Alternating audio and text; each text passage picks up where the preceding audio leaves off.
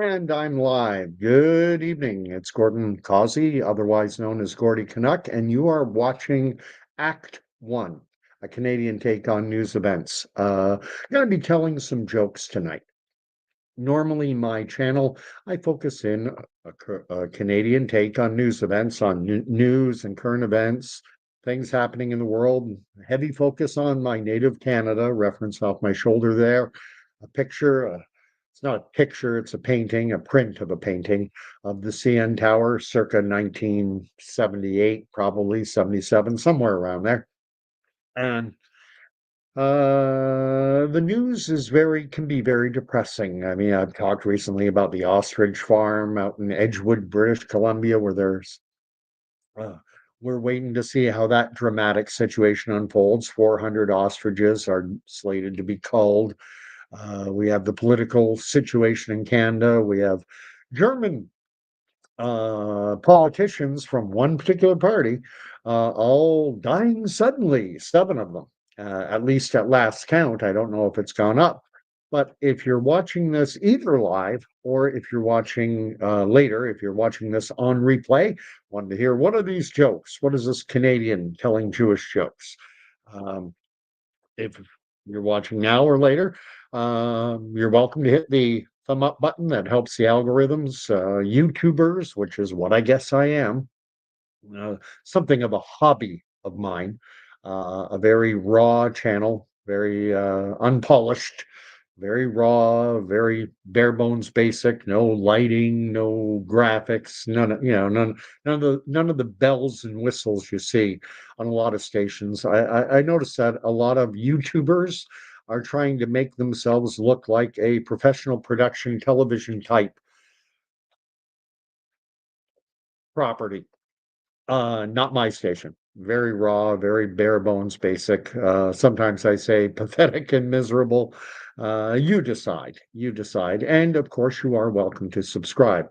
So let's get into the jokes on this Friday, the 5th of September, 2025. We're coming up to midnight, so it's almost the 6th. I'm in the Eastern time zone. I'm in southeastern Ontario, Canada. I live about an hour away, but well, a little more than an hour. It's about 100 miles for Americans watching, 100 miles from Toronto to the east, or about 150 kilometers. Canadians, we tend to use kilometers for distance because it's what all the signage is. And it's actually pretty easy because if you're driving on the highway, 60 miles an hour is about 100 kilometers an hour. So every hour you drive in and around 100 kilometers at any rate. If I go an hour west heading toward Toronto, it takes me about an hour to get to Oshawa, the schwa, the dirty schwa. But come on, let's get rolling. What are the Jewish jokes? Well, the first one is semi Jewish. It's about Moses. He's the Jewish character in the joke, and Jesus. But then again, it must be remembered that Jesus of Nazareth, he was also a Jew. And Jesus was playing golf with Moses acting as his caddy. And they were playing on a famous course like a Pebble Beach, like an Augusta, Georgia, one of those, big name golf courses. And there was a par three hole. I hope you're a golfer. You need to be a golfer to understand this joke, but he's playing this par three hole. It's around 200-ish yards, and it plays the green is protected by water, by a little lake pond. And Jesus looks out and he says to Moses, "Give me my 9-iron." Moses says, "What are you talking about? 9-iron? You can't get there with a 9. You need a 4 or a 5. You're never going to get there with a 9." Jesus says, "Look, I saw Tiger Woods play this hole. He got there with a 9. If Tiger can put it on the green with a 9, so can I." Moses says, "Hey, you're the savior of the world, but you're not Tiger Woods. Use a 4 or a 5." Jesus, undaunted, takes the 9-iron, hits his ball, puts it right into the water. And Moses says, "Look, you were there at the creation. You're the son of God. So I only brought one ball, but don't worry, I've got you covered." He walks to the edge of the water, parts the waters, walks through the parted waves, collects Jesus's ball from the bottom of the pond lake, brings it back, and he says, puts it back in the tea and says, "See, I told you, you can't get there with a nine. You need to use a four or a five." And Jesus says, "If Tiger Woods can do it, I can do it." Hits his shot again, right in the water. Moses says, "Look, I'm not doing this all day. I've been dead for 2,000 over 2,000 years now. Uh, this is the last time I'm getting your ball." He walks to the edge of the water, parts the waters, goes, collects his ball from the bottom of the lake, brings it back, puts it on tee. "Now I'm not getting your ball again. Use a four or a five. You'll never get there with a nine." Jesus says, "If Tiger Woods can get there with a nine, so can I." Hits the ball right in the middle of the lake again. And Moses says, "Well, I warned you. I'm not getting the ball again. I guess that's the end of your golf game today." And Jesus says, "Look, I don't need your help." And he goes into the golf bag and he gets that telescopic ball retriever. He walks out on the water. He is scooping his ball off the bottom of the lake, and a foursome of golfers comes up in behind to play the hole, and they see Jesus walking on the water.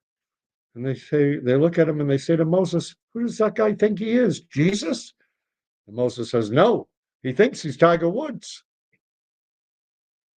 Hope you like the joke. Got a few more, kind of channeling my inner Jackie Mason. Talk, and for what it's worth, I did spend time growing up in New Jersey. So that's where my attempt at a Jewish accent comes. Let me know in the comments am I, is it decent? Is it horrible? What's your thought? How good is it? Anyway, next Jewish joke. And it's about old Mr. Rabinovich. Old Mr. Rabinovich has been going to Benny's Delicatessen for years and years and years, since he was a little boy. And he always goes in, same time of day, has the same order, salad, soup, and a sandwich. He goes, he orders his salad, his soup, and his sandwich. He goes to his regular table and he's sitting down and he says his blessing and he's about to eat and he lifts his head and he says, "Benny, Benny, I want to see you. Get out here right now." And the delicatessen, it's the lunch rush. It's busy, crowded, noisy. And Benny, the owner of Benny's Delicatessen, says, "Mr. Rabinovich, I'll be there as soon as I can get there. It's the lunch rush." And old Mr. Rabinovich says, "Benny, Benny, get out here right now. I need to see you this second." And Benny's like, "Mr. Rabinovich, it's a the lunch rush. I will be there as soon as I can." Mr. Rabinovich, "I am your oldest customer, Benny. I've been coming here since your grandfather ran this place when I was a little boy. Get out here, Benny. I want to see you right now." So Benny, exasperated, apologizes to the customers waiting at the counter, and he, half out of breath, he finally gets to old Mr. Rabinovich's table, and he says, "Okay, Mr. Rabinovich, what's the problem?"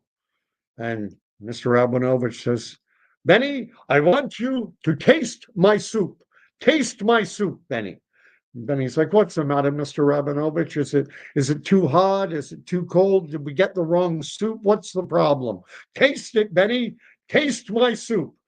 So Benny's, "Oh, okay, fine." And he goes to taste his soup and he says, "Oh, Mr. Zadel or Mr. Rabinovich, you don't have a spoon." Aha! I've been told you have to have Jewish sensibilities to understand that joke. Very demonstrative. It's too easy to just say I don't have a spoon. Got to make a big show. Okay, on to the next. And this is probably my favorite Jewish joke. I like this one. And I think I was lining up in my head because I started to say Mr. Zadelman. These old Jewish names that come to my mind. And old Mr. Zadelman is in Central Park in New York, and he's walking, and his head is down. He's muttering to himself, "What the hell?" He's just going, and you can see the man's upset. And his good friend, Mr. Cohen sees him, and he walks up and he says, "Mr. Zadelman, what's the matter? You look upset. Is there something wrong?"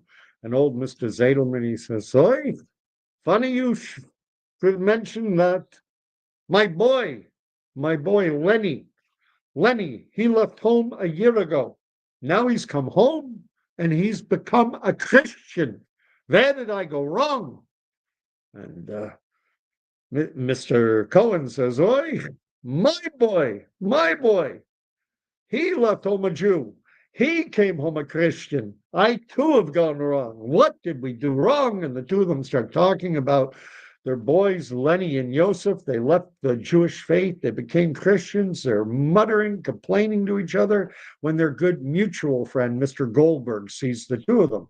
And Mr. Goldberg walks up and says, "Mr. Cohen, Mr. Zadelman, what's the matter? You're upset. Is there something wrong?" And they say, "Our boys, Lenny and Joshua, they left home Jews. They came back Christians. Where did we go wrong?" And Mr. Goldberg says, "Oi, funny you should mention that. My boy, Yosef left home a Jew. He came back a Christian. I too have gone wrong. But the one who will tell us where we went wrong is the rabbi. We must go to the synagogue, see the rabbi. He will give us counsel." So the three of them toddle off to the synagogue, to shul. They meet the old Rebbe, and they say, "Rebbe, all our boys, Lenny, Yeshua, Yosef, they all left home Jews, and they came home and they become Christians. Where did we go wrong?" And the old Rebbe, he goes, "Oi, funny you should mention that. My boy, the rabbi's son, Yossel left home. A year later, he comes back. He's become a Christian. I too have gone wrong. But, the old Rebbe says, but what does it say in the Torah? It says, always look to God. God will give us the answer. God will give us the wisdom." So the four of them, they lift their hands, they raise their heads to the roof of the synagogue, and they go, "God, why, all our boys, Lenny, Joshua, Yosef, Yossel, all our boys have left home Jews, come back Christians. Where did we go wrong?"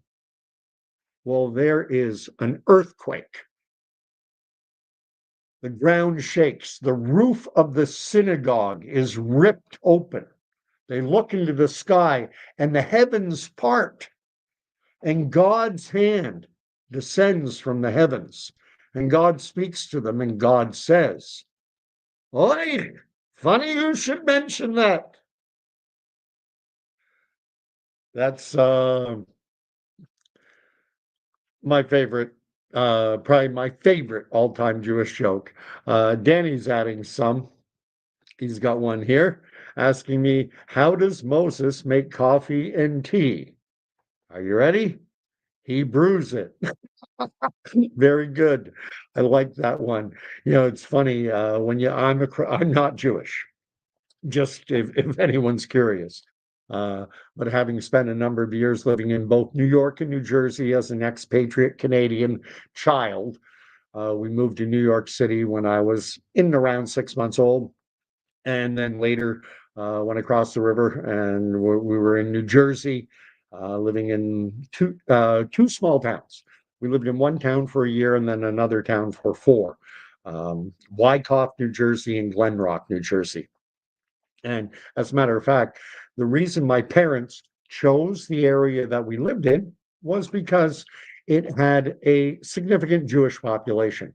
And my parents' attitude at the time, and this is back in the 70s, like 1970 or so, was that PTAs, parent teacher associations in the United States, have a lot of influence, sway in determining things like curriculum, and what I will call a positive prejudicial view my parents had toward the Jewish community is that Jewish parents, that they're hyper concerned with their child's education. And so uh, my parents thought it would be a good idea to install the family in an area that had a large or a significant Jewish population. When you look at Bergen County, New Jersey, that's where I lived, it's probably 15-20% Jewish. My first friend that I remember was David Hirschberger, and my teacher, my kindergarten teacher, was Mrs. Tinkerman, very Jewish name. Friends were Silverman and Owen. I knew Cohen's. So, and I'll throw in another joke. I think I've told this on my channel before, but not for a while. And it was about my friend David Hirschberger and I. And we were in the second grade, and our teacher, Mrs. Zimmett said to the class, uh, she held up a $5 bill, Abe Lincoln. She held up a $5 bill and she said, I have a question, and whoever answers this question, I'll give the $5 to. And she said, who is the most famous and the most accomplished, the biggest name in world history, biggest name in all of world history? And David Leary raised his hand, and teacher said, okay, David, who do you think the greatest person who ever lived is? And David stood up and he said, well, I think it would be George Washington, the first president of the United States. He never lied, and he, fought the Revolutionary War and established this as the United States as an independent country. I think he's the greatest person who ever lived. And she said, well, I'm sorry, David, that's wrong. Then she asked someone else put up their hand. I trying to think of names from all the way back in grade 2. David Pickler. She said, David, what do you think? And David said, well, I would think Ben Franklin. Ben Franklin, he wrote large parts of the Constitution. He invented the wood stove. He invented eyeglasses. He was, well, you're getting Americans here. She said, I'm talking about the most famous person in all of world history. So my Jewish friend David Hirschberger then raised his hand, and she said, okay, David, who do you think it is? And my buddy David Hirschberger, he stood up and he said, the greatest man who ever lived was Jesus. And Mrs. Zimmett said, very good, David. Excellent. Come up to the class. Come up to the front of the class. And she presented him with a $5 bill, and we all sat down, we all applauded. And David very proudly took his $5, put it in his pocket. He came down, sat down in the desk beside me, and I looked over and I said, wait a minute, David, you're Jewish. Why would you answer Jesus Christ? And he goes, well, of course, I know the greatest person who ever lived was Moses, but this was for money. And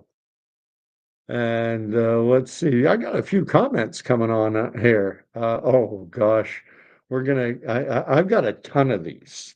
And so let's see, I gotta make my screen bigger because I'm having trouble reading the comments. Uh,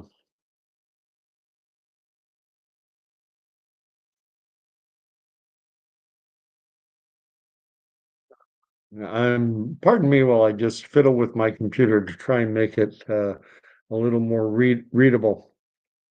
Uh, so I'm trying to read what Nancy, who goes by the sobriquet Eat Me, has written. Oh, okay, here we go. I've heard this one, but I want to read it as Nancy wrote it. A rabbi, a priest, and a minister are discussing what they do with donations to their respective religious communities. How do you deal with the collection? The minister says that he draws a circle on the floor, throws the money up in the air, and whatever lands in the circle, he gives to God and for the work of the church. And whatever lands outside the circle, he keeps as his salary.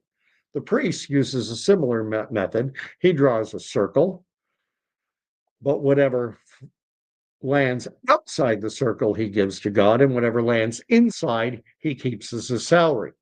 The rabbi, he says, I've got a slightly different method of dividing the money. I throw the money up in the air. If God wants it, He keeps it. If it hits the ground, it's mine. I had, yeah, whatever God wants, he keeps, is the way she wrote it. I think I missed a comment. Okay, here it is. Danny, why do Jewish men get circumcised? But ready? Because Jewish women won't touch anything that isn't at least, I've always heard 10% off, but 20, whatever. No, Jewish, you're not going to pay retail. Got to have a discount. Let's see what else is being written on the stream. What kind of cigarettes? I haven't heard this one. What kind of cigarettes do rabbis smoke? And gefiltered, and that's a type of fish. Gefilte fish, gefiltered. Uh, Danny's writing that God has a sense of humor. He thought it would be funny for me to slam my foot into the coffee table and break a toe at 3 a.m. Did that really happen to you, Danny? I am sorry to hear that. Ow! And I would assume it's always the big toe. Um, and Eat Me doesn't get one of my jokes. Which one didn't you get? Uh, I have more, seeing as we have the why are Jewish men circumcised? Because Jewish women. Oh, okay. She didn't know that gefilte is a type of fish. Gefilte fish. It's a kosher kind of fish. Uh, oh, 2 days ago, Danny broke a toe, the baby toe. I would imagine that would be far better than breaking the big toe, at least. So, uh, mend up, my friend. Mend. I hope you're on the mend very soon. I'll share another one. Uh, these are called what are called. Now, I went to York University in North Toronto, Downsview, Keel and Finch, Keel and Steeles Avenue. I mean, basically, the campus is massive. It goes from Jane and Keel are kind of the east and west boundaries, and Steeles and Finch are the north south, massive. And it has a very significant Jewish population. It has been called at times Jew U, and the Jewish Student Federation has a lot of pull, a lot of sway. And my next door neighbor was Stephanie Siegel. I'll say her name, whatever. Gosh, it's hard to believe that, all these people who are referenced in my mind. I see Stephanie, I see Harold, I see Mike, I see Peter, I see these guys I went to school with, Marshall. And I'm thinking of, guys in and around the age of, 18, 19, 20. And now we're all kicking around, we're kicking up close to 60. Unbelievable. But Stephanie told me a number of what I referred to as Jack jokes. And that means Jewish American princess. And so one of them is what is Jewish foreplay? Jewish foreplay, half an hour of begging. How do you know when a Jewish woman has an orgasm? She loses the place in her book. What does a Jewish woman say when she has an orgasm? She looks up and says, beige. I think we should paint the ceiling beige. Jap jokes. What's a good Jewish wine? A good Jewish wine. I want to go to Miami. So let's see. Danny's sharing some more. Uh, Danny's got one. A rabbi gets hit by a car and is lying in the street. Cop puts a blanket under his head and asks, "Are you comfortable?" The rabbi answers, "I made a decent living." I like that one. I like that one. Are you comfortable? I make a decent living. It reminds me there's another one that I didn't really get at first until I was told you have to have Jewish sensibilities. And you brought it to mind. I heard this Jerry Seinfeld told us. He said, if you're not Jewish, you don't get it. And the joke was two non-Jewish businessmen meet on the street. And one says to the other, how's business? And the second one says, oh, doing really well. Which is and the reason it's funny from a Jewish sensibility way is no Jewish businessman would ever do that. And, oh, I'm just barely getting by. Oh my God, things are so bad. Everything's got to be drama. No one would, oh, we're doing really well. Wouldn't happen. It's another one that comes to mind. Let's just see what Nancy is saying to Danny about his toe. That sucks. Best thing to do is take your broken toe to the other one. I know, broke two little toes already. Ex-mom-in-law called them furniture. Oh, yeah. I think we've all done that. We've all stubbed our toe. Ay, ay, ay, as they say in French. Eat Me, Nancy, and Danny are both Quebecois. They're from Montreal, Canada, which incidentally has a very large, significant Jewish population as well. As a matter of fact, one of Canada's greatest authors, Mordecai Richler, The Apprenticeship of Denny Kravitz, Joshua Then and Now, Solomon Gursky Was Here, Son of a Smaller Hero. I read all his books. Barney's version. And I think I know that The Apprenticeship of Denny Kravitz was made into a movie that starred Richard Dreyfuss, a very young Richard Dreyfuss. I think it was his first major Hollywood role, leading role, although I don't think the movie really did much.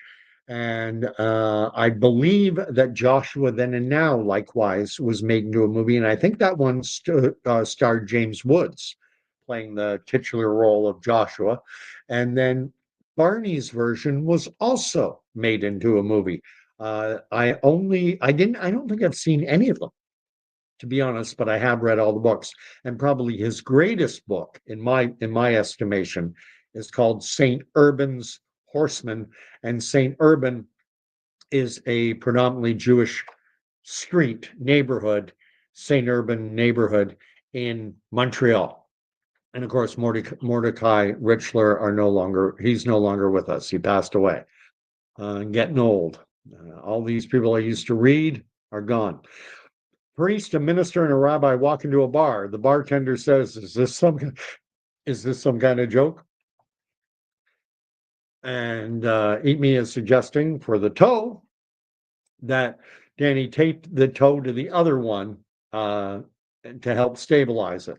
Oh, and here we go. Leonard Cohen famously wrote the song Hallelujah. Well, they say there was a secret chord that David played and it pleased the Lord. But you don't really care for music, do you? That's Leonard Cohen, another famous Montreal Jew. And what Montreal is famous for is in Canada. I grew up on New York and New Jersey bagels, which I always found amazing. And then I moved to Canada. We first came back in 1975 when I was in grade 4, in the middle of grade 4. We moved back to Canada, and that's what I found is the pizza in Canada was horrible, and the bagels were just bread, horrible. But Montreal bagels, they're good. They're very close. I would say they're pretty much on a par with New York bagels. And Eat Me, talking about Leonard Cohen, wrote a lot of good songs. Another one I remember very well that I liked is Closing Time. It's closing time. And he had that deep baritone voice. Oh, and Montreal smoked meat. Yes. Mon, mon, mon. Bon, bon, bon. And hey, had to include it? Yes, no problem. Well, that's kind of why I started off with the first joke, and I don't know whether you heard it about Moses and Jesus, on the golf course with Moses acting as Jesus's caddy. I probably told it before on this station, but I haven't done it for a while. And like I say, it's just good to take a break from all the drama out there. And also, I noticed that when I've done joke videos in the past, the little short ones, I've gotten a number of subscriptions out of it. I've gotten a lot of engagement. As a matter of fact, my joke video, my single most viewed video is a Justin Trudeau joke video. think it was viewed somewhere in the neighborhood of 30,000 times, which for a raw, bare bones, basic YouTube channel, 30,000 views. Wow. Uh, I am, but that's been a long time. That's going back more than a year ago. What's Danny writing? The big difference between New York and Montreal bagels is Montreal bagels are a little sweeter due to the use of honey water. Okay. I'm actually more familiar with, I know I have noticed the difference, but it's been so long. And the last time I took a trip down to New Jersey was 2019, just before the COVID stupidity. And that was my last trip down. And when I was Sunday mornings, when I was a kid in the wintertime, being Canadian and my dad having grown up in mostly Sudbury and Ottawa, well, I had to play hockey. And so starting when I was 5, we started going to a town called Westwood, New Jersey, which is also in Bergen County. And that was the one place you could go to play hockey. I think probably in the entire northern half of the state, maybe in the entire state, 1970, 71, 72, 73, 74. We moved back to Canada in 75. And so we would go and play hockey. And on Sunday mornings, very early, in a figure skating rink that was called the Franz Dietl. It was kind of ironic. The ice rink was owned by a guy who had competed for Germany in the Olympics as a figure skater and was something of a minor celebrity. He was part of ice shows and things like that back in the days of Sonia Henney. And so he opened up this figure skating rink. And on Sundays, it was used for hockey, but it wasn't built for hockey. It was not an oval. Hockey, when we talk about the corners in hockey, when you shoot the puck down the right boards down the right side, it's it's sloped and the puck will whip around. Well, not at the France Dietl Figure Skating Palace. The corners were literally right angle corners. So when you dumped the puck into the corner, it stayed there. Uh, and we didn't have benches. The way you got in and off the ice was through a swinging door. It was ridiculous. But it was ice. You would go there, play hockey for an hour or so every Sunday morning. And then when we would leave the rink, the you can't call it a hockey rink because it wasn't really a hockey rink. When you left the figure skating palace and you came outside down the road in a retail establishment was Goldberg's world famous bagel factory. And the smell of the bagels would waft down the street. And we would go to Goldberg's and my dad would buy 6 sesame seed bagels, and they were still in a white bag that had that brown packing type tape, brown tape over it. And then he would get one buttered for the two of us to share on the way home. So we'd bring 6 fresh bagels home, but he and I would share 7th one buttered as we with butter. You got a thought. I was in New Jersey at the time. 6 sesame seed bagels and one on the side with butter, sliced with butter. And God love my dad. That would be the only bagel he would eat. He would have half. We would share one. But when we got home, the other 6, he never had one. My mom would have one, my sister, myself. We'd each get 1 or 2 more. But my dad would only have that half. And I asked him one time, "Don't you like the bagels?" And he said, "Oh, they're amazing. I love them." And I said, "Well, why do you only eat half?" And my dad said something to me, and you got to understand, I was 5, 6, 7 years of age when he told me this, probably 5 the first time. And he said, they stick to my ribs. And he said, every week you go out and play hockey and you're body checking and you're skating around and they fall off your ribs. But I'm not as active as you, so they stick to my ribs and they stay there. And I literally had this mental image of my dad ingesting, chewing up and little chewed up bits of bagels sticking to his ribs. But let's see. Uh, so what is Danny writing? As far as I'm concerned, if you've never played hockey, you can't really consider yourself a Canadian. For what it's worth, I was not a good hockey player. Uh, if you want to learn to be a good hockey player, Westwood, New Jersey is not the place on a figure skating rink. Probably 90% of the kids, this is 1970, 71, 72. Probably 90% of the kids playing hockey were either Canadians themselves, like me, born in Canada, or born in the US, but their dad was Canadian. Not everyone was an expatriate Canadian who was playing hockey down there. But it was pathetic in the sense that you didn't even have to have full equipment. You didn't have to have hockey pants. The only thing they mandated is that you had to have a helmet, and which, and that was somewhat relatively new that you had to have a helmet. And I had this Cooper helmet, and I think I've seen Wayne Gretzky with the same type when he was a kid. It was a very boxy. Uh, you didn't even have to have gloves. You didn't have to have full equipment to play. You just needed skates, a stick, a helmet, and you were good to go. And then in 1975, when I was 9, in grade 4, we moved to Burlington, Ontario, and I joined the Burlington Hockey Association.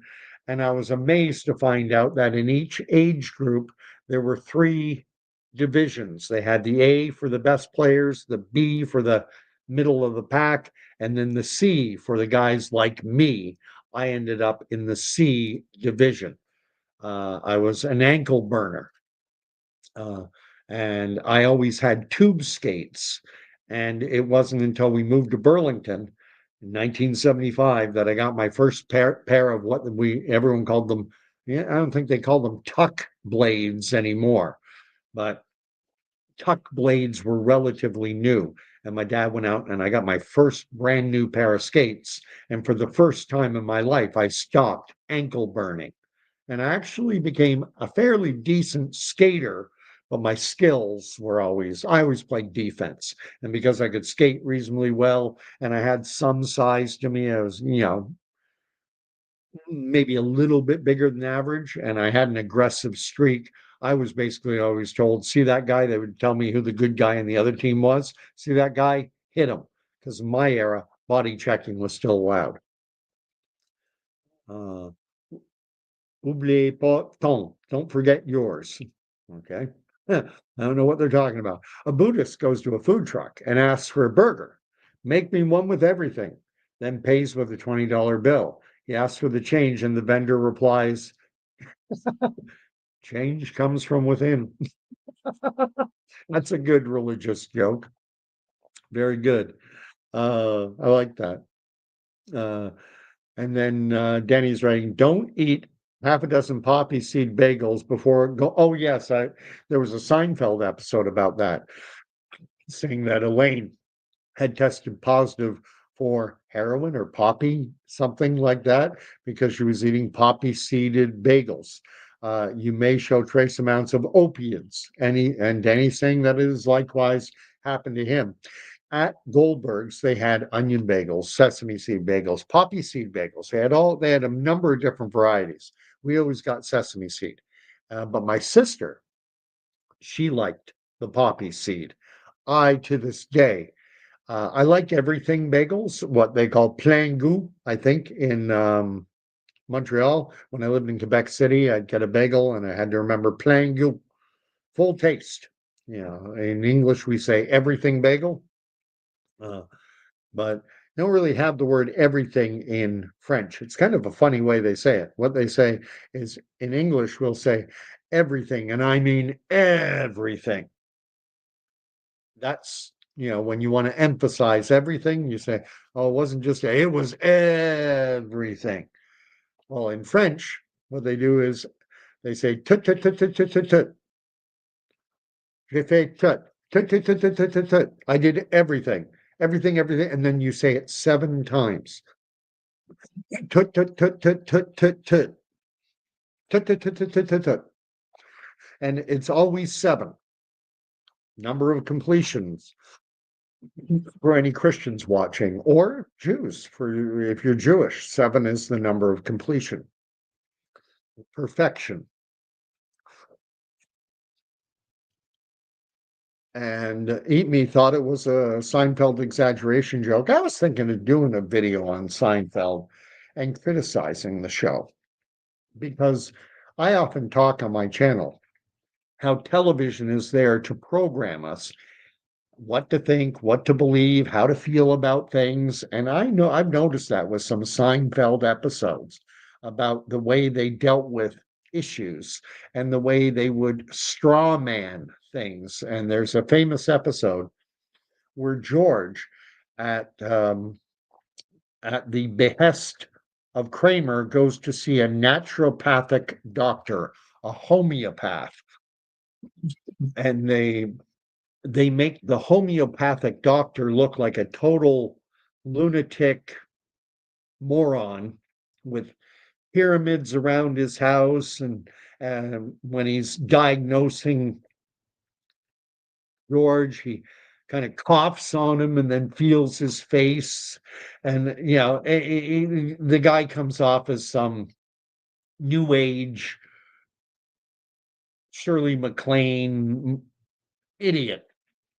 And, they have, I think that, as I recall the episode, when George meets this naturopathic doctor, homeopath, he says, you know, I am not a businessman. I am a healer. When you go to a traditional doctor, they are not looking to heal you. They see you as a customer. I am a healer. I am a this, I am a that. And then they have Jerry saying, voice bubble, they give audio to his thoughts, and he goes, and you're not a doctor. And, it struck me that this is the type of programming we see in the mainstream telling people what to think. Another episode that comes to mind, many will remember the episode where Kramer spilled a coffee on himself and sued the company, sued the coffee shop that sold them the coffee, and they made it sound ridiculous, and a simple balm cured him up. Many will remember the episode. It was done in response to what was happening with there was a famous case where a woman had been she had gotten third degree severe burns, had to have skin grafting done. It was horrendous what happened to this woman when the coffee she was being served it spilled in her lap. And McDonald's had a policy of having their coffee at insanely high temperatures. And it was reckless. And the jury found in favor of the plaintiff, found in favor of this woman, and she got millions of dollars, a very large amount. And you can argue about the amount. Maybe it was too much, whatever. But the whole idea, I'm convinced, behind the episode was to steer public opinion away from individuals who dare to challenge the corporate sector and to make anyone doing that looking like they're just a Kramer type individual, just looking to cash in on a minor inconvenience. And there are other examples of that, but those are the two that come to mind. This idea of framing the narrative, telling you what to think. Oh, what do you think of that woman who, oh, she's like Kramer in that episode of Seinfeld. Oh, I'm going to see a homeopathic, naturopathic doctor. I don't like the way doctors just write prescriptions and it's always drugs, drugs, drugs. Oh, You're like in that Seinfeld episode, you're going to see one of those morons. And it works. And it works. See, I talked about, talking about jokes and that and end up going off topic. Let's see what Danny's writing. Here's some interesting hockey trivia. That's good. They've now changed the division called Midget 2 under 18 because apparently midget is offensive.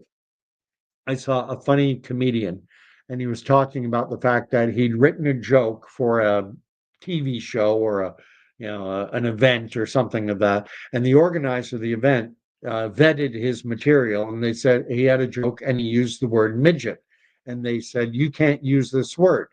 And he said, why not? And they said, he's British, right? And he said, why can't I say midget? Because they told me because it is offensive. And I said, it's not offensive. And they said, yes, it's every bit as offensive as the N word. And I said, no, it's not. And they said, yes, it is. And I said, no, it's not. And proof that it's not as offensive is you will not even say the N word, but you will say midget. At any rate, let's see. What sounds more offensive on Friday? Let's go watch under 18s play or let's go watch the midgets play. Wow. Are we going to get rid of Pee Wee next? I mean, typically it's Pee Wee, Tyke, Bantam. This world is going, yeah. Bagel. We're getting back to the bagel conversation, catching up, because Danny probably wrote that as I said it. But yeah, everything bagel, plein goût. I used to get an everything bagel when I was in Valcartier when I was I'm wearing an old regimental T-shirt. This is not regimental actually. This is the unit T-shirt. 5e Ambulance de Campagne, 5th Field Ambulance, Valcartier. 5e Brigade Mécanisée, it's Canada. 5th Mechanized Brigade Group. And Eat Me is writing, everything bagels rocks. Can't have the high-end Jewish bagels, though, full of eggs. Oh, okay. Goldberg's when I was mentioning that we went down to New Jersey, went to my old hometown, and we made a trip to Westwood. The Franz Dietl Figure Skating Palace was still there, but the bagel shop had actually moved. It was no longer down the road, and Westwood had actually built up quite a bit from when I had lived there. And they had a full delicatessen before. It was just a hole in the wall and no place to sit down inside. You just went up to the counter, got your bagels, and left. Now they had the full restaurant and everything, but the bagels still tasted every bit as good. If you're in Westwood, New Jersey, go and get some Goldberg's world famous bagel factory bagels. How much would they pay me for that advertisement? Zero. They got good value, great value. Not paying for it. We don't have to. We make the best bagels, and they're amazing. The best Seinfeld episode by far is Festivus. Festivus for the rest of us. Anyway. Oh, Nancy has given me a thumb up. And if you're watching this now or later, it does help the algorithms. It does help raw, miserable little channels like my own build an audience and appreciate the help, is all I'll say. Yeah, Festivus was a hoot. And it was what was it? The feats of strength and the airing of grievances. I remember that one well. And Seinfeld was kind of the last show that I had periods where I walked away from TV, and it was after Seinfeld had been on the air that I walked away from TV. So the Friends era, I mean, I tend to look at the television era. You had the MASH, WKRP, that was 70s into around 1980, and then after that, we had the Cheers era. And then after Cheers, we moved into where these were the big dominant, the shows that everyone talked about, Cheers. And then it became Seinfeld. And then after Seinfeld, the next big one to come along was Friends. But When Friends came on the air, I was living downtown Toronto and I decided to cut the cable and I stopped having TV. Even in my 20s, I have had this in my head, but it's tough. It's tough to remove yourself completely from the culture. And we're such a media driven culture. We need Seinfeld to tell us what to think about that lawsuit involving the customer at McDonald's who was burned by scalding hot coffee that needed skin grafts. Well, we need Seinfeld to tell us that she was just going for the money and that she wasn't, it was nothing. A little balm would have fixed her, or to tell us how to feel about naturopathic, homeopathic medicine. Like, why do the shows that we get to see? When I lived downtown Toronto, there was it's no longer there. Pape and Mortimer. There was a restaurant, pub, tavern, the California Restaurant and Tavern, and they had live music. And so I would go down there. I was single at the time in my 20s. I would go down to the California Tavern and I would listen. I love live music, especially like guitar music, simple. Neil Young, Crosby, Stills, Nash, Cat Stevens. I like that kind of music. And that was the kind of music they would have at the California Tavern, but they had others as well. And the bands and the performers I saw there, some of them were amazing. And it struck me that, and then you listen to the radio and a lot of times and you hear songs and you go, how did that ever get on the radio? What's so special about this individual? And I genuinely think that in order to access, if this media machine is going to give you access to the greater public and is going to promote you and is going to put you in the rotation, that there's a cost. There's a cost involved. And why did Seinfeld get a TV deal and why was NBC willing to ride him out, so to speak? Because in the early incarnation of the show, it was bottom of the ratings, but they stuck with it because they believed in it. Or did they, was Jerry Seinfeld willing to sell his soul for a hit comedy TV show? Now, at the same time, I think talent does play into it. You have to be a talented individual. And, the degree of fame that you'll achieve is based on your ability. But I think there are a lot of individuals with ability, with talent, who could be big names, but they aren't because they're not willing to sell their soul, literally, to the media machine. Uh, and Danny's writing, she had the cup of coffee between her knees when she hit a bump. She tensed up and popped the top. If I would have been McDonald's, I would have said bye-bye. The thing was the coffee, read up on the case, Danny. I'm going to invite you to read up on the case. The coffee was actually insanely hot.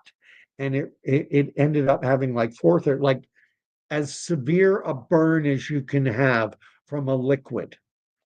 Uh, and the reason that McDonald's kept their coffee so hot was because it allowed them to keep it didn't go stale. I mean, McDonald's coffee back in the day was absolutely, why anyone would buy it is beyond me. But I used to work at McDonald's as a teenager.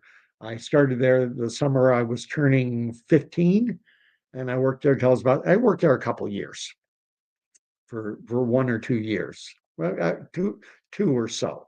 And the coffee was insanely hot, beyond, like, you had to pour milk or cream into it before you could drink it or let it sit for a good 15-20 minutes. It was insanely hot. And that woman ended up needing skin grafts because their coffee was that hot. And the reason it was that hot was basically for commercial, what I'll call shelf life type reasons. We can leave it out longer and sell it if we keep it insanely hot. If you don't keep it insanely hot, it goes stale. and then we have to replace it and we lose money. I mean, McDonald's, um, they, even back when I was working there in the 80s, this would be the early 80s, they, in the office, they had brought in the computerized punch terminal, hamburger, cheeseburger, fillet of fish, whatever. And there was a computation, and they were calculating constantly their revenue per hour, and then their manpower, that and the percentages involved, and the managers were constantly looking at this like every half hour, going to see what their margins were at, and then making, cutting staff as needed. uh, Everything was about the bottom line. And then Emi's writing, Gordon, come on. They have to put on frozen pizza boxes to remove the plastic before cooking. I get that. I get that. We're a dumb population. But I'm going to suggest to you, both Danny and Nancy, I'm going to suggest to you, please read up on that case. I have a number of years ago. And I think that's the attitude that Seinfeld has programmed us to think. We have been programmed to believe that, they're like Kramer, this, what do they call it? Hipster doofus idiot moron, who just is lucky. And, that it's because of idiots that read up on the actual story, and maybe I'll do a video about it. I mean, because that was really eye-opening for me, because prior to reading about the actual facts of that case, and this dealing with the the evidence presented about the severe burns this woman received, man, oh man. And this was a corporate directive. There had been complaints that against McDonald's previous, that your coffee is too hot and that's caused burns, but no one had ever sued them over it. And they're like, well, no, we're going to keep it that hot because then we make an extra, $2-3 a pot. And you make, if we can increase, if we make $2-3, if our store makes an extra $2-3 a day, that's $700 a year. And McDonald's is that minute in tracking their revenue and their profit margins and everything. I haven't seen, there's a documentary film about the um, making the creation of the McDonald's franchise.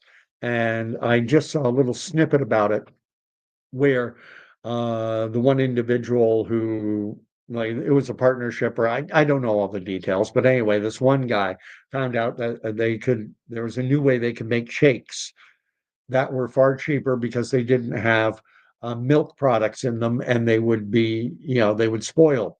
They would not spoil. Their shelf life would be far longer, et cetera, et cetera. And so these non-dairy shakes, and his partners, or his business individuals he was dealing with, they were like, that's crazy, we're not going to do it. You see how much money we're going to save? Yeah, but they're milkshakes. Well, we'll just call them shakes. And that's what McDonald's does. Yeah, I don't eat there anymore.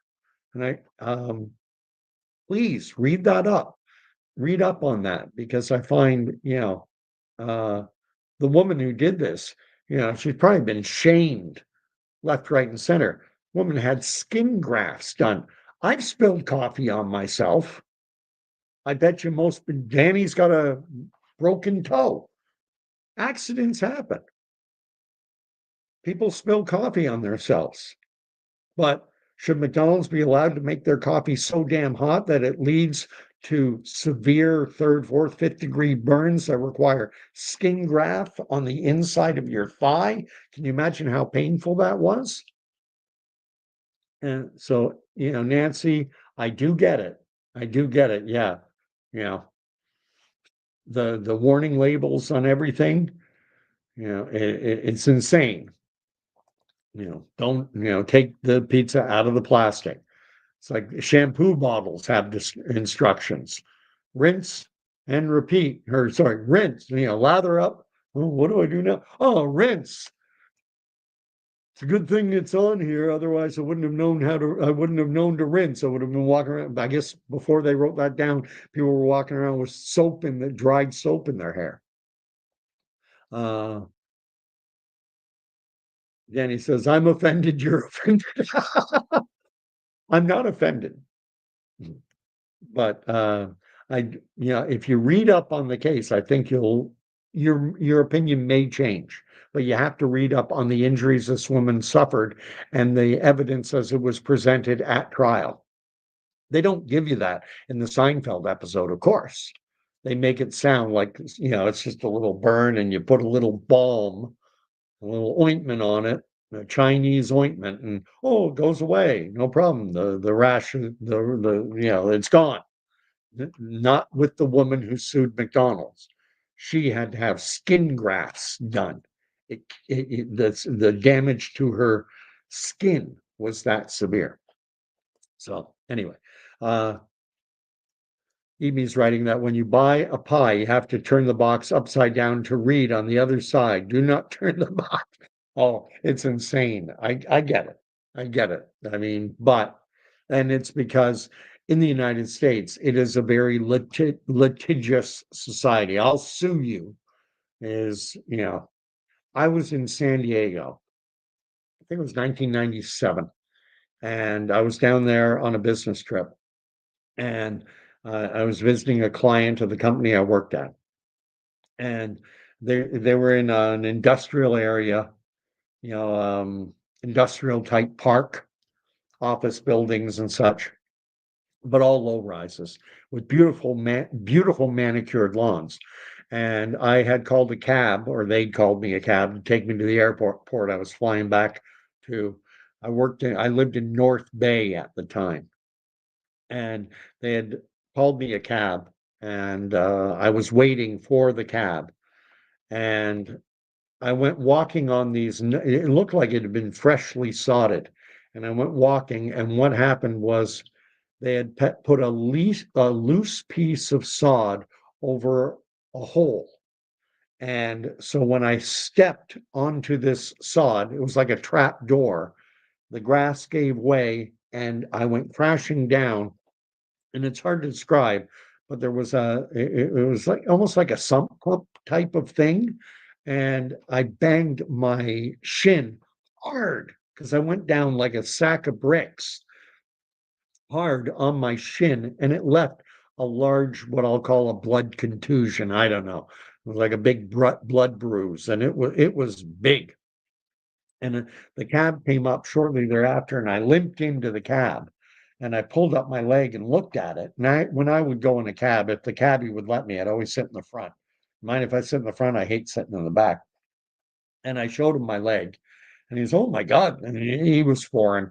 I don't know what his accent was, but he said, "You should sue them. You should sue them." And, that's the United States, and for what it's worth, that contusion or whatever it was did not go away for about a month.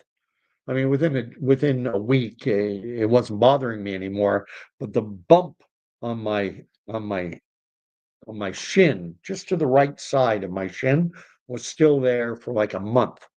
And it did occur to me, with the United States being the way it is, and if I hadn't had a flight to catch, maybe I should have just stayed down in San Diego. And this cab driver, had a newspaper, and as we were waiting at a light or something, he flipped through and found the classifieds, have you been injured? If you go down to the US and you're watching TV, you know, Dershowitz and Sons, we'll get you every penny. Have you been hurt? Walking down the street, and blah, blah, blah, we'll sue. And they work typically on a contingency basis so that you don't have to pay anything. And typically, what happens in so many of these cases is they're settled. Uh, and that is true. They do have to cover their backside because, again, the US is so everyone loves to sue. The word is they're litigious. They love to litigate everything. Um, the Big Bang, Eat Me saying the Big Bang, and I have watched some of that. And the only thing is, Sometimes characters are overdone, and Sheldon is an incredible character. But man, oh man, talk about over like there is no he it's comic book. It's a comic book. It's over the top. And it's good. He does it better than anyone else could. That actor, whatever his name is. But man, oh man, you know, a guy like that would not live long anywhere. You know, Leonard, he's more, he's kind of the glue. He's the somewhat normal one. I mean, what's his name? Wolfowitz or whatever, the short guy, Bernadette's husband. I mean, he's over the top. Koothrappali, Rajesh, he's over the top. So many of the characters are just over the top. Oh, here we go. Taxi was good. And it also gave us, well, okey doke, Reverend Jim. How you doing? I used to be able to do a decent whatever that actor is, Christopher Lloyd. Okey doke. Um, and famous for Back to the Future, obviously. And what Judd Hirsch and who else was on that show? Mary Lou Henner? No, I'm trying to remember the name of the woman, Elaine, I think was her name, and of course Louis De Palma. Great old shows. Great, great, great old shows. Taxi was well done. I did enjoy Taxi. Uh, Now Danny is saying that he will grant we're going back to the coffee thing. He's saying, I'll grant you that the coffee was extremely hot, but I don't put a slush between my legs when I drive. And it's not because I'm afraid of frostbite. Well, as I say, the thing is, and again, you have to read through the court documents. And there had been numerous, I don't know how many, dozens, hundreds, numerous complaints against McDonald's by people who had been injured in similar fashion because it doesn't have to be between your legs. You can be sitting at a table and someone can knock the coffee and scald your arm. You know, my dad, years ago, working in Toronto, he, a kettle was boiling for they're making coffee at work or tea or whatever, and the kettle, someone kicked the cord, and the kettle fell and poured hot water fell on my dad's foot through his shoe, but it scalded his foot. He never had to have skin grafts or anything like that because the at McDonald's it was even hotter than that. Like that, they maintained it at temperature, insanely hot. You need to read up on the case. Let's see where Eat Me is writing. She's writing the Weird Al Yankovic movie UHF. I never saw that. Also gave birth to the Kramer character in Seinfeld. Well, according to I used to watch Seinfeld regularly. I think there are some episodes I missed, but not too many. And from what I understand, the character of Kramer it was actually based on an actual neighbor of Larry David. And Larry David, of course, is the individual on who the George Costanza is based on. And another interesting thing came out is that Larry David had been, this is the story, he's told it on Howard Stern and a few other podcast type settings. Larry David was working on SNL, Saturday Night Live, as a writer. And his material, the skits he was writing, were never getting performed. They were always getting shelved. They and according to Larry David, they would do them, they would test them, everyone would love them, but then when it came to the actual show, his material never got put on. And he was cheesed off and he went up to the chief the guy who ran the production, the guy his boss. He went up to his boss and and he went over the top, called him, dropped F bombs left, right, and center. Everyone heard him chewing out the guy and saying, I quit this crappy, blah, blah, blah, blah, blah," and he walked out. And then he says that on his way home, he started to realize, my God, what have I done? I've got no savings. I have no job. I'm living, hand to mouth. I'm living paycheck to paycheck here. And it wasn't a great job, but at least, it kept the wolves away. And now I'm out of a job. What am I going to do? And he got home and he discussed it with his neighbor, Kramer. He gives the actual name of the individual. And it was, as in the episode, Kramer is, just pretend it never happened, just go into work and say it was a joke. And Larry David did that. And then when that episode was being filmed, uh, Jason Alexander, the actor who plays George Costanza, went up to Larry David and said, "This is impossible. This would never happen. This is makes no sense. Nobody would ever do this." And Larry David goes, "What are you talking about? That's me. It happened to me. I did that." And Jason Alexander actually says it was that moment that he finally clued into the fact that, oh my gosh, I'm not. And if you watch the very early Seinfelds, Jason Alexander, who I think is an absolutely amazing actor, it's criminal that he never won an Academy, or rather an Emmy award. That he never got recognized because he was the best actor on that show, and he never won an Emmy award, which I can't believe. But anyway, in the early incarnation of the character of George, he played it very much like Woody Allen. He was always touching his glasses, and he had the same patter as Woody Allen. I mean, what are we talking about here? He had this very Woody Allen, and he does. Jason Alexander is a very good impressionist. He does great impressions, and he does a great Woody Allen. I, I couldn't understand it. I was dating a girl, and she was a Republican. I'm a Democrat. She was a Republican, and I was trying to get her into bed, and she wouldn't do it, and I couldn't understand it because I was only trying to do to her what Richard Nixon had been doing to the country for the last 4 years. But gee, my Woody Allen needs work. I used to be better at it. I need my glasses to do Woody Allen. But you talk about the Hollywood machine. I mean, it's funny. It's like I have a foot in two camps because for the longest time, uh, this whole idea of Hollywood being a Masonic cesspool, where if you want to be a player in that industry, you have to sell your soul. And I do believe that. I wasn't of that opinion. I just, somewhat revered guys like Jason Alexander. And I do think he's an incredible actor.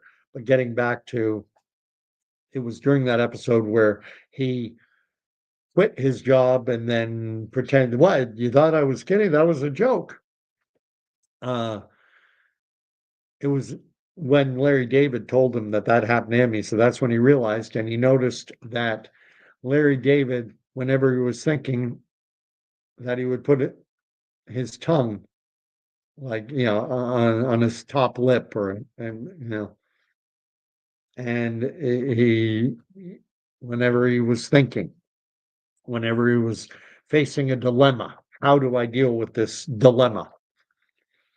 And so, anyway, that's supposed to be a seminal moment for George Costanza, who made that character, made the show.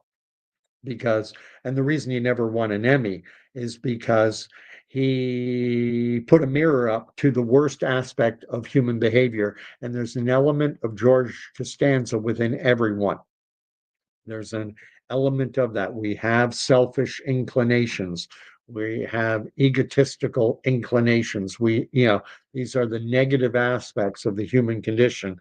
And Jason Alexander brilliantly portrayed that on the screen, but he's showing humanity's warts.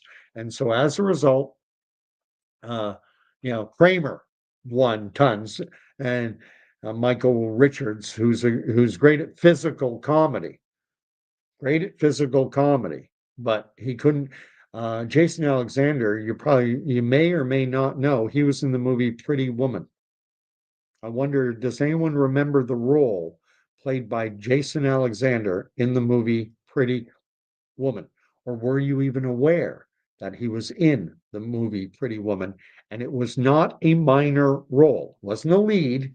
He was part of the supporting cast, but I mean, the lead was Richard Gere, and lead male Richard Gere, lead female Julia Roberts. But Jason Alexander had a significant role. Richard Bellamy, the old actor, was in the movie, and he had a significant role, but Jason Alexander's was bigger. Let's see. Crocker or something like that. Michael Keaton was in it, if I'm not mistaken. Okay. I forget what that's in reference to. I'm sorry. We ended up with liberals again. Of course, the population needs label and warning. Oh, God. Yeah, that we have Carney back in charge. And of course, I actually agree with him pulling his elbows in. That the whole elbows up, we're going to fight him back was just empty-headed rhetoric aimed directly at a stupid Canadian population. If we act all tough, idiot Canadians will vote for us. And there are a lot of idiot Canadians. Oh yeah, we're gonna go toe to toe with the United States, an economy more than 10 times bigger than our economy. And most Canadians don't even understand the fact that when Donald Trump imposes tariffs, that it's American importers paying the tariffs to the US governments. It's not Canadians. Now, it does impact us because the the American importing steel, if he imports it from Canada, has to pay, I think, what 25%, whatever the percentage is, keeps the things keep moving around. But we're not the 51st state. Foreign nations have the right to promote their own industry, be it steel and aluminum or any other industry. Americans have that right. And if they don't like where the country's at in 4 years, it'll be JD Vance likely carrying the banner for the Republican Party. And if they want to endorse and if they like the direction the country's going, they'll likely, elect JD Vance. But anyway, let's wanted to keep this one mostly lighthearted. Uh, and eat me with reference to all the stupid labels that we have on products, remove plastic before eating the pizza or whatever. That's why we have the Darwin Awards. Oh yeah. Carol Kane. What's the reference there? Carol Kane. Isn't she a Canadian dancer? Carol Kane is she the actress who played in Taxi? Danny DeVito, of course, played Louis De Palma. Louis. Oh, Curb Your Enthusiasm. That's Larry David's vehicle. And I've never watched it. I've seen snippets of it, but I've never really watched it. I'm not a big fan of Larry David. I find him abrasive. Very funny guy. But anyway, let's see what Danny's writing. Remember, keep in mind, if they put a warning on something about something, it's because some dumbass did it. Yeah, no, I know. This is the reason we can't have lawn darts. Remember lawn darts? I had them. We had them. Remember all those great 70s, 80s toys? Trackball. Remember that one? Remember lawn darts? Remember the wind up Evil Knievel? I had, I didn't have the motorcycle. I had the rocket type ship that he used to jump the Snake River Canyon near the Grand Canyon when he was, they built it as the Grand Canyon, but I think it was an offshoot called the Snake River Canyon. And he was going to go over and he didn't make it. Well, I had a replica of that with the wind up thing. And then you hit the button and boom, little plastic ramps. And I also remember I had Demolition Derby, and they had the rip cords that you would pull and then send them flying at each other, and all the parts would snap on parts would go flying all over the place. Oh man, yeah, the 70s, 80s were the best. Oh yeah. Uh, gonna I'm gonna Amy's gonna DM me this UHF, send me a clip uh, and I so that I can see the precursor, the genesis of Kramer. All right. So the only movie that I saw in the theater since the year 2000 is Halloween 2018. I only watch pre 2000 movies. I don't go out to the movies a lot myself, but I've mentioned the movie on here before, Overcomer 2019, that trip to New Jersey. Christian movie, amazing movie made by the Kendrick brothers. And I'd seen it promoted on YouTube because I consume a lot of Christian content. And so I wanted to see it. But in Canada, I live in small little backwater. I would have to drive an hour to Kingston or an hour and a half into the Scarborough. Like, I'm not driving, I want to see the movie, but not that badly. But then when we were down on our trip in August of 2019, I looked in the local paper and I saw that it was showing 15, 20 minutes away, just across in upstate New York. I forget exactly where. We were staying in a place called um, Sandal River or Saddlewood. I forget which. Um, Saddle River, New Jersey was where we were staying. 15, 20 minutes away, and you're in upstate New York as opposed to New York City. And so we drove to a big mall, big shopping mall somewhere across on the New York, New Jersey state line. Just on the New York side, went and saw the movie, loved it, and I've seen it many times since. Uh, but I don't go out to the movies a lot either. Uh, yeah, and getting back to Mark Carney, Danny's saying elbows up, more like grab your ankles, bend over. Oh yeah, that Canada. I was thinking of doing a very heavy-handed, very serious video talking about how things are bad. Things are bad, and they're going to get. I'm convinced that I've been watching a lot of content being put out by V John Health, VEJON. A lot of content being put out by Dr. John Campbell. A lot of content by, or secondary content by Dr. Geert Vanden Bosch. And I think on the health front, uh, in particular for those who complied and rolled up their sleeves, I think we are heading to, I think it's going to be bad this winter. And I've been doing some reading. I haven't got a lot of time. I haven't had a lot of time lately, but I have been doing some reading and augmenting what I'd read over the last 3, 4 years. And here's one thing I will invite you to look at, and this is do a search on spike protein similarities between SARS-CoV-2 and HIV.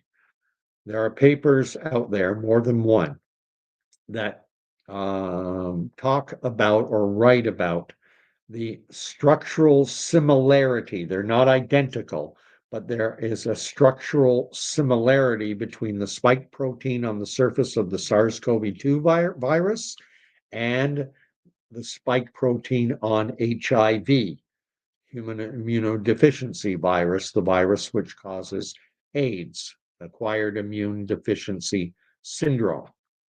And I've got no conclusions to draw on this. Got to steer clear of, I don't want to get into trouble. But I think it's fairly well established that AIDS, you didn't die. Individuals who contracted HIV, what happened was their immune systems became so horribly compromised and weak that they died of all manner of things. So it wasn't like AIDS wasn't the direct, it caused the immune system to weaken, and then a common cold could be severe, or meningitis, or streptococcus, or whatever is floating around their body. Their immune system wasn't equipped to fight it off. And the spike protein, from what I understand, uh, well, on the SARS-CoV-2 virus, it's toxic. And if it's structurally similar to the spike protein on HIV, that opens up a whole Pandora's box of questions. And thinking about antibody dependency enhancement and all kinds of things.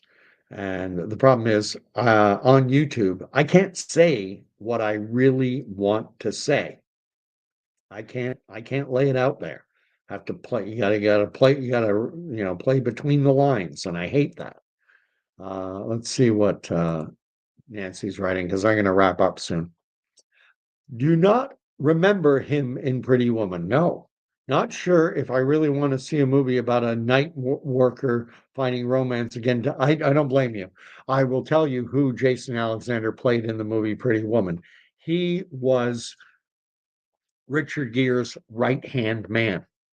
He played a character so completely different from what we know of George Costanza.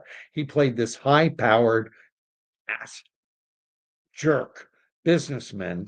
You might remember the scene where he sexually assaulted Vivian, Julia Roberts' character, after Richard Gere had just kissed off a $1 billion deal or something.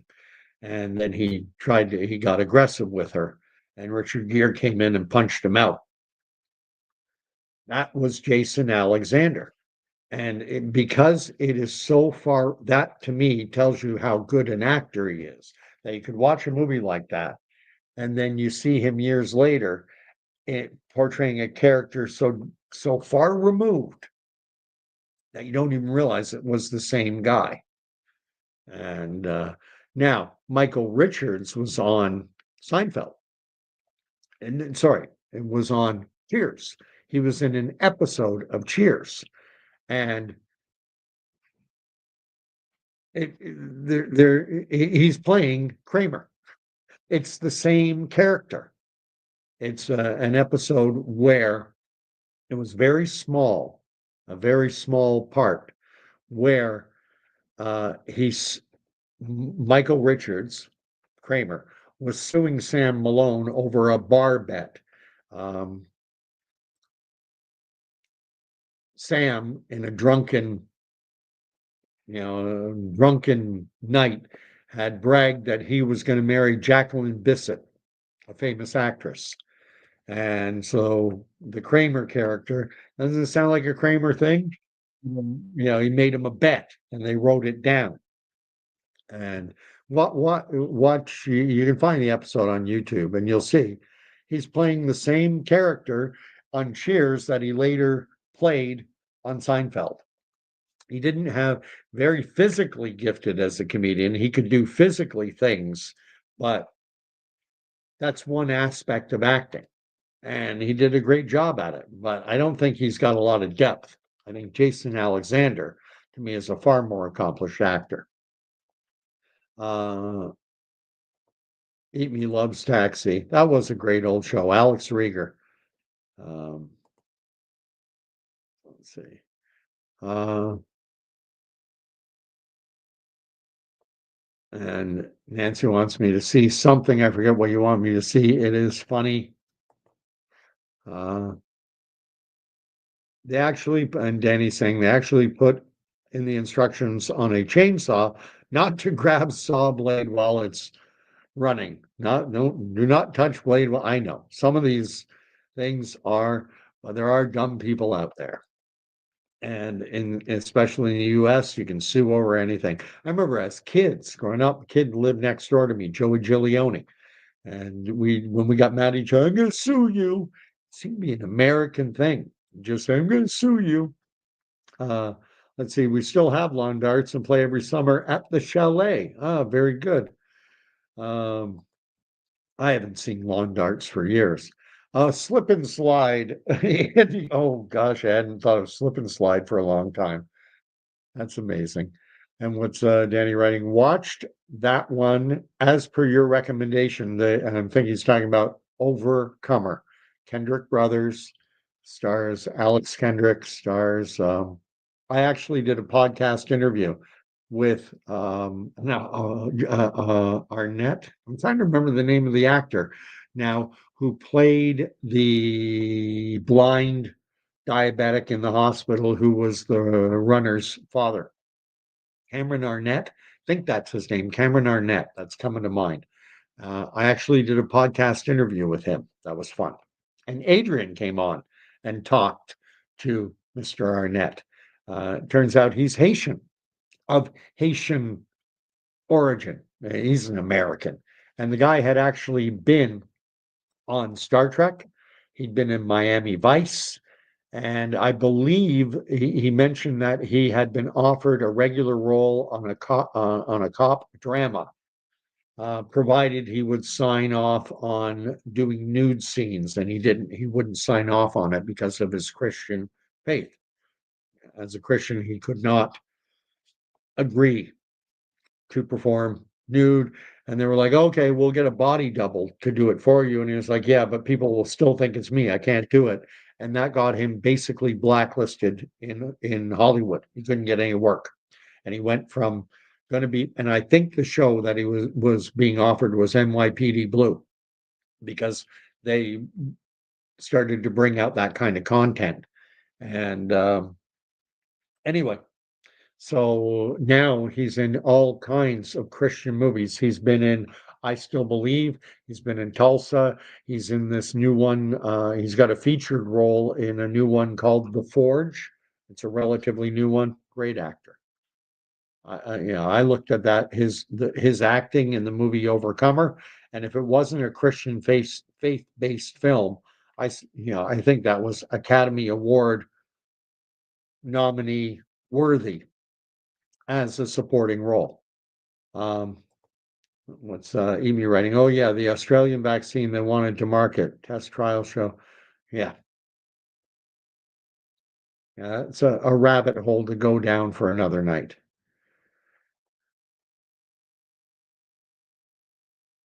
Okay, I will check it. Both Danny and Eat Me send me some amazing stuff, and keeps me grounded, keeps me aware of what's happening in the world because we live in crazy times. My favorite physical comedian was John Ritter, Jack Tripper. No, yep, and he was another. He was a good actor. He had a lot of depth.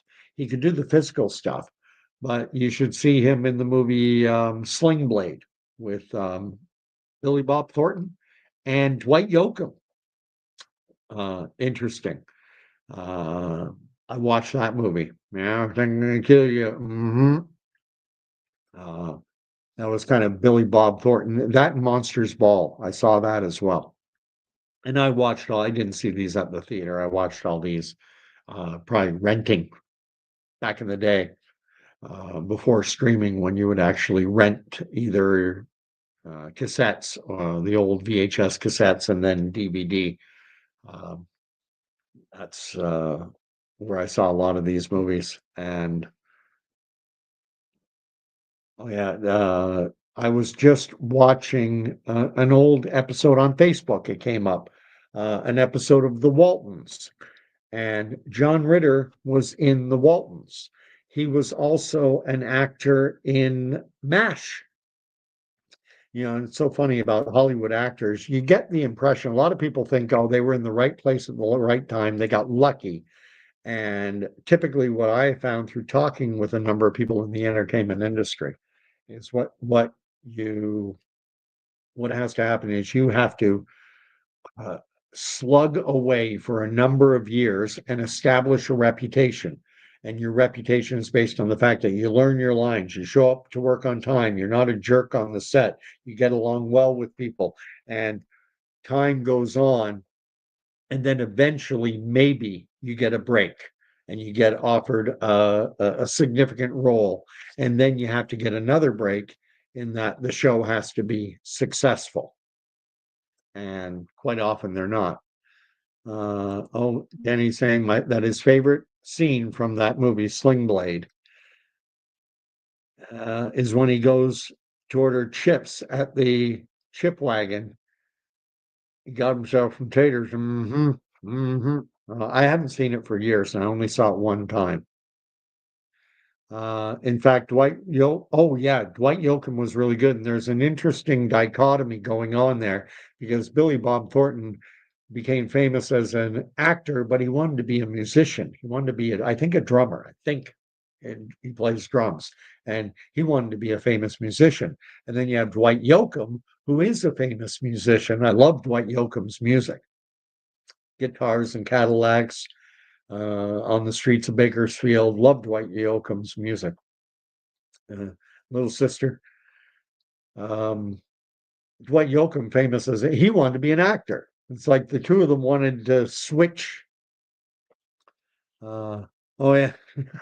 Oh, be kind, rewind. And if you took your video back to a lot of video places like Blockbuster or whatever, if the old VHS wasn't rewound, they would charge you 50 cents or a buck. Oh my goodness. And now Blockbuster Video, their corporate colors are the flag of the Ukraine. Crazy world. All right, Danny and Nancy, thanks for engaging with me tonight. I hope some other people click on, check this out, and enjoy the content, the conversation, and we'll maybe join in for another one. Yeah, please be kind, rewind, or we'll charge you $1 or two to rewind it for you. And they had rewinding machines, and little machines just for rewinding. Remember that? You remember? I remember the first time VCRs came out. I'll end with this. Um, they were very expensive, like 7, 8, $900 to get a top, and it was a top loader. They didn't suck in your VHS tape. You had to insert it and then press down to dunk, and then hit a big heavy button like on those old cassette recorders and play your movies. And you would go to the video store, rent the actual machine, hook it up to your TV, rent some movies. And as I recall, it would cost you 20, $25 to like get the machine for a weekend or a week, and that would include 4 or 5 movies. And so 20, $25. And um, then and my dad would not buy a machine. Firstly, they were too expensive, but then they started to come down in price, and he still wouldn't buy one because in 1975, my dad bought an 8-track player. Everyone had 8 tracks. So my dad, well, I'm going to wait and see if they catch on. In 1975, finally he said, okay, I'm going to buy an 8-track player. And he bought one. And within a year, everything switched to cassette. And he couldn't get any of the music he wanted to get on 8-track anymore because no one was buying 8 tracks. And so he got in right at the end of 8 tracks. So after that, it became very technology averse. No, it's just a fad. So when VCRs came out, he's like, no, I'm not getting a VCR. It's just a fad. They'll replace it next week. And he wouldn't get one, wouldn't get one, wouldn't get one. And then finally, he gave in. My mom was on him. Come on, we got to get a VCR. Everyone's going, okay, I'll get a VCR. But he was embarrassed now because he'd never had one. And Granada, which was a home electronics store that advertised on TV, put out an ad that spoke directly to my dad. And it showed a guy walking into the Granada store or walking into a home electronics store, and the salesman coming up and saying, can I help you? And the guy goes, yeah, I'm looking to get a VCR. And the salesman says, okay, what, looking to upgrade, looking to go from 2-head to 4-head, from mono to stereo? What kind of VCR do you have right now? And the guy very sheepishly goes, well, actually, I don't own a VCR. And the salesman goes, what? You don't own a VCR? Hey, everyone, this guy doesn't own a VCR. And everyone's laughing at him. And then the ad was, at Grenada, we won't treat you like this. We know technology can be scary, blah, blah, blah, blah, blah. And that got my dad to go into Grenada, and he bought a VCR. But guess what? Within probably less than a year, 2 years, that's when DVDs came out, and he was like, they got me again. Uh, let's see. Oh, you guys want to keep going. Christopher Walken wanted to be a dancer. Didn't know that. I can't do a Christopher Walken. I'd have to work on that, and that is a funny fact. Uh, and then Danny is saying that if I like jazz, like he does, look up Jeff Goldblum and the Mildred Snitzer Orchestra. Wow. I know the actor Jeff Goldblum. What was the Big Chill? And of course, Jurassic Park and some others. Uh, so he's into jazz. Very good. And yes, the actor Jeff Goldblum is an accomplished jazz musician. I saw him at the Montreal Jazz Fest. For those unaware, Montreal is known for two things: their jazz festival and their comedy festival. Juste pour rire, just for laughs. Anyway, Danny, eat me, Nancy, Danny, thank you very much. Enjoy the conversation tonight. Maybe do one tomorrow that'll be more serious in mind, because talking about what I was talking about, what I've been hearing and what I think we're heading to in, I think it's weeks, months. There are a number of people date setting right now, and the date, there are a number of Christian voices on the internet setting a date for the rapture. And that date that they're setting is September 23rd, which is Yom Kippur. Kind of bringing this back full circle to now not talking about Judaism in a serious vein. Yom Kippur is the highest of the high holidays. It's just before Rosh Hashanah, which is the Jewish New Year. Yom Kippur is the Day of Atonement. It also coincides with a feast around that same time called the Feast of Trumpets. And many who are familiar with or who believe in this doctrine of the rapture know that there's going to be, or is said that there will be a loud trumpet blast. The trumpet will sound, and that will signal the rapture.